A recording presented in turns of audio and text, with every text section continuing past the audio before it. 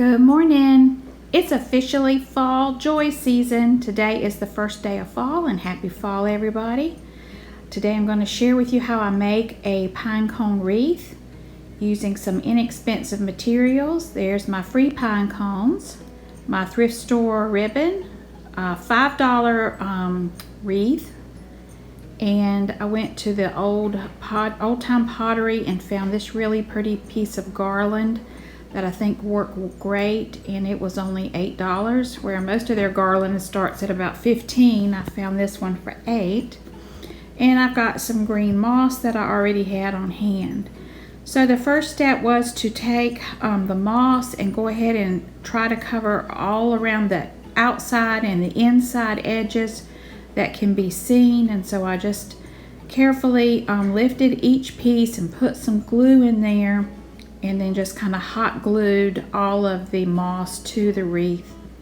When we're finished with the pine cones and the garland, you're not going to see the bare spots, but I took my glue gun and went all the way around and secured that moss to the wreath. Then I kind of smushed it with my hands and got it nice and flat, and this is what it looked like. Now I'm going to take the glue gun and I'm going to be gluing on the pine cones. And these were picked up in my son's yards.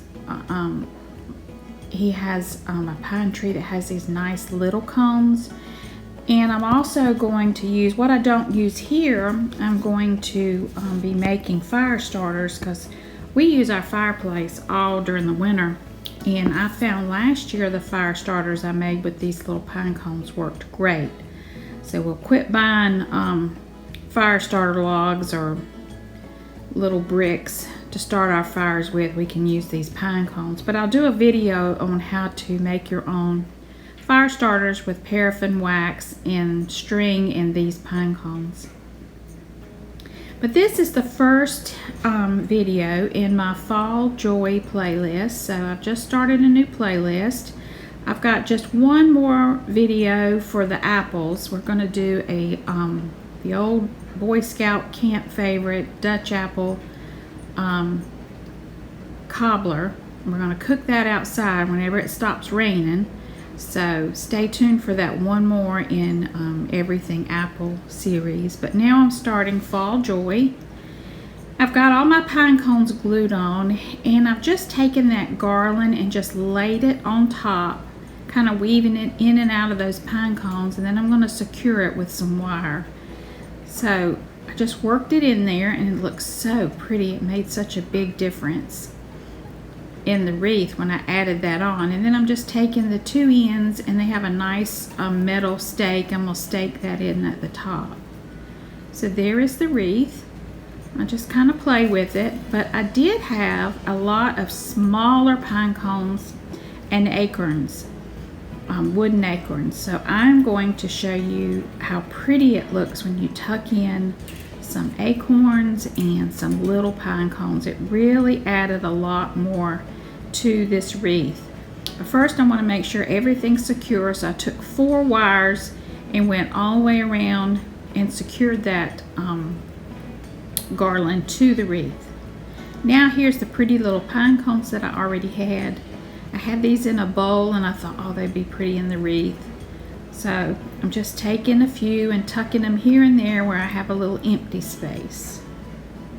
And that's all there is to it. It's pretty easy. You gotta have a good glue gun. I go through glue guns like crazy, but I love them because they work great.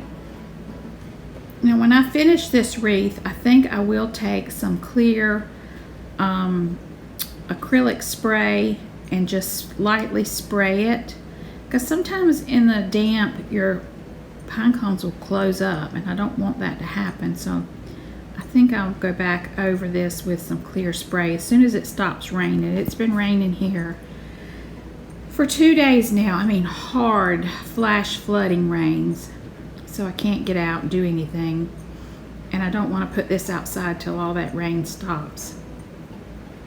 Here's the pretty little acorns that I had. I do not even remember where I got these, but I had a big bag full of them, and I'm sure you can get these at craft stores. but I just had them in a bowl and I thought, let's pull those out and add that to the wreath. That'd be pretty. So you can see how nice and full it's getting, and that's what you want. You want to fill it up as much as you can. Now I'm going to take that $3 roll of ribbon and make a bow. And of course I've already got my tie out to the side ready to go, because once you start making the bow you cannot let it go. So I've left a nice tail, and I just loop, twist to the other side and make a loop, twist to the other side and make a loop. And every other loop is like one small, one a little bit bigger, one small, one a little bit bigger. And it just takes practice. I learned how to do this years ago. My mom taught me how to make bows, and I've been making them all my adult life. And I can do it pretty fast, but it just takes some practice. But basically you're making loops on either side, and you pinch and twist and turn. And you can make it as full or as small as you want. It usually takes about 3 yards to make a nice big bow, and I really don't know how much I use, but once I got it to the size I wanted, I take the wire, still holding on to the bow, and I reach in and pull that wire through and twist. And now I'm going to cut off the other tail, and then you just take your wire and twist it round and round until it's nice and tight, and then you can play with your bow, popping open all those loops until you have a really nice bow. Sorry, the camera angle is messing up. Can't see the pretty bow, but it did turn out good. There it is. And then we're going to cut the tail into a nice little V shape. So I've lifted up the wreath up so I can see about where I want the bow, and I just take that wire and slip around to the back, opening the wire up, and then twist it together. That's all there is to it. I don't even bother gluing that bow on, and then you just fix it. And I love this wire ribbon. It was really a nice thickness, and it just folds beautifully. And I just kind of tuck in the tail where I want it to go into the wreath. And I had plenty of this ribbon left over. So that was a very good deal at the thrift store, that big 25 yard roll of ribbon for $3. That's pretty good. Because you know I'm very frugal. I'm not going to spend a whole lot of money when I can make it myself. So I was really excited how it turned out. I had some dried okra pods that I let go in my garden, and then I picked them, and they were drying out in the greenhouse, and I thought I'll tuck those in there. I wish I'd had more. Next year I'll know to save more, because the okra pods are really pretty once they're long and dried out.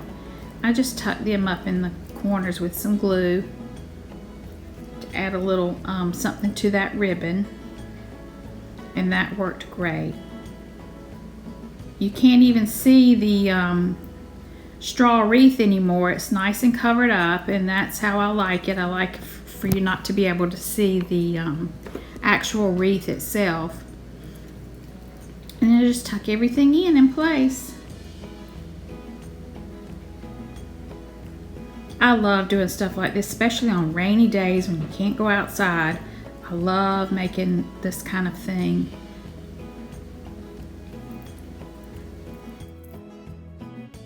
Ta-da! Here is the finished wreath, and it's going to go outside on my porch. When it stops raining, I'll start decorating my front porch. But anyway, welcome fall. We're so glad you're here. Thank you so much for watching. I hope you have a very blessed day.